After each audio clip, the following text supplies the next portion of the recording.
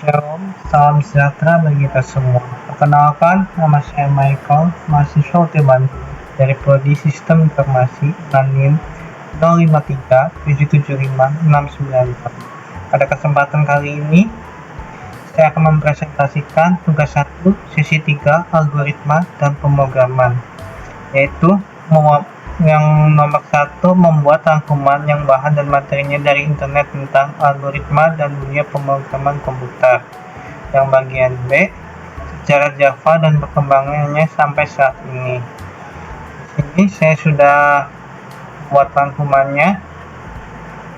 Di bagian A, algoritma dan dunia pemrograman komputer. Juga bagian B, Java dan perkembangannya. Di sini juga saya menyertakan sumber referensinya di bagian akhir. Oke, kita lanjut ke nomor 2. Untuk di nomor 2, buatlah algoritma dalam bentuk flowchart dan pseudocode pada kasus berikut, yaitu pada sebuah perusahaan dengan 3 golongan karyawan, yaitu jika golongan A gaji 5 juta, jika golongan B gaji 6,5 juta, dan jika golongan C gaji 9,5 juta.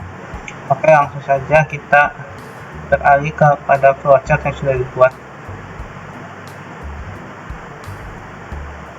Di sini saya sudah membuat flowchart. Yang pertama adalah start menggunakan terminator, lalu saya mendeklarasikan variabel yaitu string pada golongan, integer dengan gaji pokok, jam lembur dan penghasilan. Di sini saya menggunakan simbol preparation, lalu di sini saya menggunakan input untuk menginput golongan, jam dan jam lembur. Lalu di sini ada keputusan jika golongan A gaji pokoknya 5 juta, dan jika golongan B gaji pokoknya 6,5 juta, dan jika golongan C gaji pokok akan 9,5 juta. Di sini adalah datanya. Gunakan persegi panjang, itu data pada simbolnya. Lalu di sini ada sebuah keputusan jika lembur kurang dari 1 jam, maka hasilnya adalah output jumlah penghasilan langsung, dan jika lembur kurang dari 1 jam, maka langsung output jumlah penghasilan.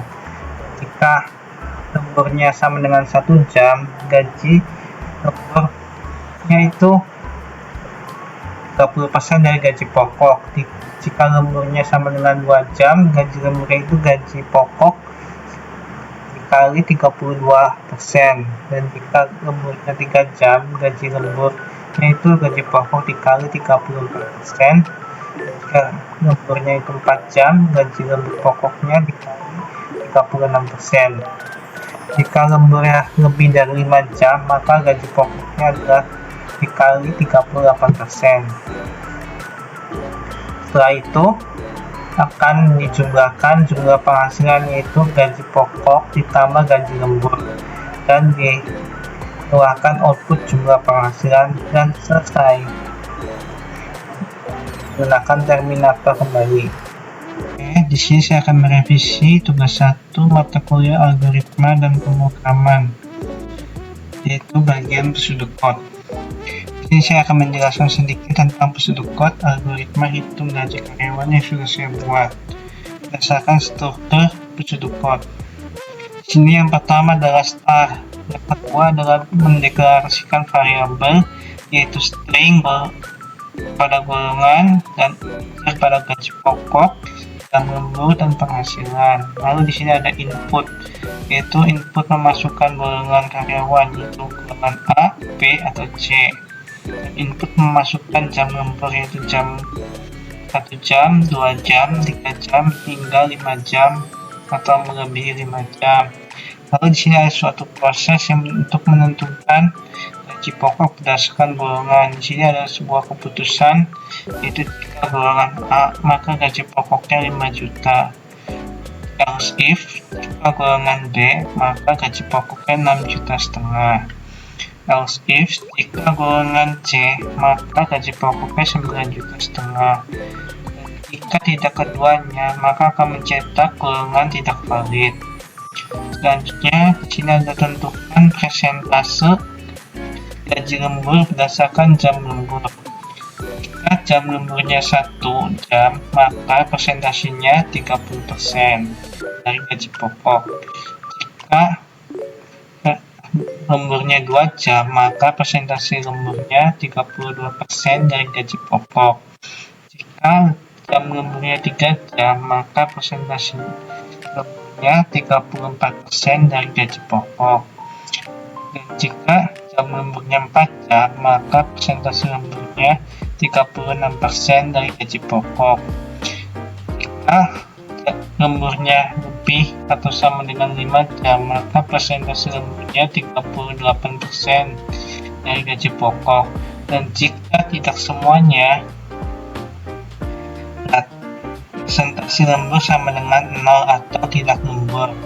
Dan di sini ada output, yaitu cetak persentase lembur. Selanjutnya di sini ada hitung gaji lembur dan total penghasilan. Di sini ada gaji lembur sama dengan gaji pokok dikali persentase lembur.